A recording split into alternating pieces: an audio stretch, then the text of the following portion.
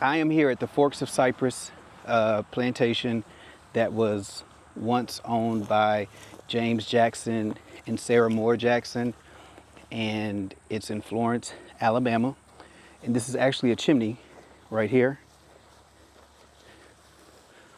And this is Anthony Rhodes, and he used to actually live here. And you said that you lived at this residence until you were 19? Mm-hmm. And this structure was built in the 1700s, though. It was an original slave cabin, and then part of it decayed, and they put one half where we lived there, one half was the original slave cabin, and the other spot and built a frame on the other side. Wow. Yeah. Did you know it was a slave cabin? Oh yeah, when you oh yeah, very much familiar with it. Mm-hmm. Yeah, but they were not. In fact, I got to see them when they repaired the old wooden part of one structure one time. Came out, they hewed it out and everything. Mm-hmm. Got to see that when I was young too. Wow. Mm-hmm. So were you responsible for ever making a fire in the fireplace? That's right. You were. Getting the wood. Where would you go get your wood?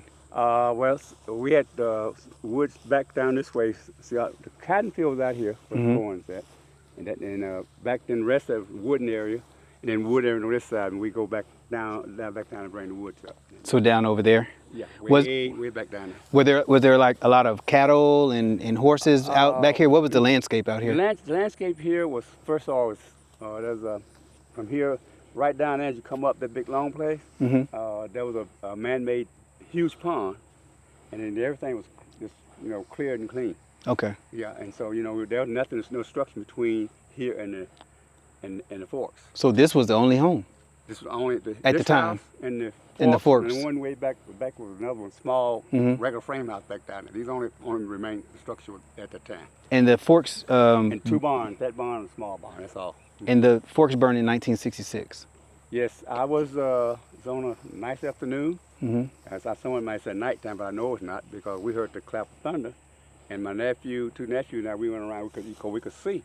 And we looked up seeing flame coming out. And I got to watch it from the moment that time till it went down. Man, what were your emotions when that happened? My emotion was I felt sorry for the owner, Rufus Dowdy, that's Harry's great uncle, because he was a good man and as well. But I guess since I do know some history, and I had a different. It was kind of like a two-way thing, sadness for him, and I made a statement that it wasn't be sarcastic. I said, built in years or months or years, but now gone in minutes. Gone in minutes. So that kind of, Yeah. that was a true expression. And but I thought about the time because the collar themselves was made with horsehair and molasses. Everything's handmade, everything's done, and so therefore I thought about all the toll they had to do when they didn't feel good enough. They had to go out there and do all that work. It took a lot. Mm-hmm. So. Yeah. Well, they'll be coming over in a second. Yep, here they come. Okay. So I'm just going to walk you all up to the actual columns at the Forks. That was a plantation again. Burned in 1966, as Anthony just stated, and the only thing that's remaining are the columns for the Forks of Cypress. And you'll see on the Forks they have, you'll see postcards that were made for the Forks of Cypress. I purchased like 5 of them on eBay because I wanted to see how it was depicted in people's minds. And it was this Gone with the Wind type postcard to where they glamorized this space. But enslaved labor wasn't necessarily, I feel, put in consideration when these postcards were made. And this was well after the Civil War. This wasn't like during that time period. This was afterwards. And so, yeah, it's interesting to even be back here.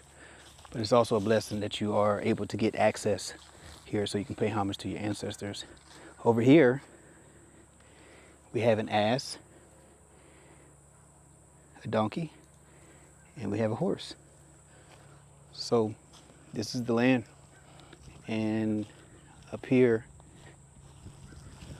are the remains of the Forks of Cypress. here in Florence, Alabama. My ancestor Ferdinand Jackson was enslaved here at the Forks, and I believe that he had a brother by the name of Macasia, and he was enslaved here as well, and I'm sure other members of the family. So this is my third time being out here, and it's emotional every time that you get the chance to come out. So I definitely don't take these moments for granted, for sure. I'm very appreciative of the relationships that I built with people that give me access to do this thing called history, and hopefully you enjoy it too. But these are the remnants of the Forks of Cypress.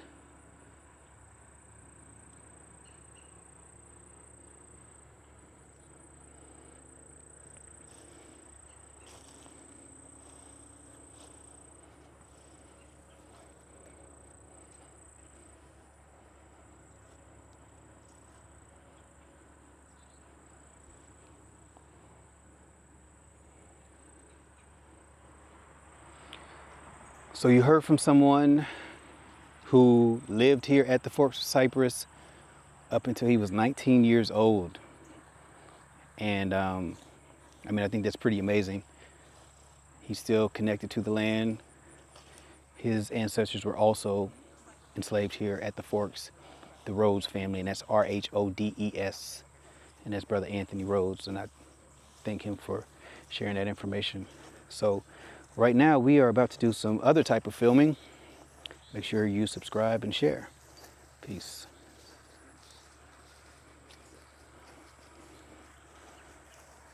Y'all saying hi? Hi.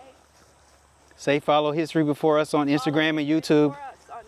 Subscribe on YouTube. Subscribe. What they said. That's my cousin. All right, folks, that's it for today's video. I hope that you enjoyed a little bit of my own family history. Make sure to subscribe and share. Peace.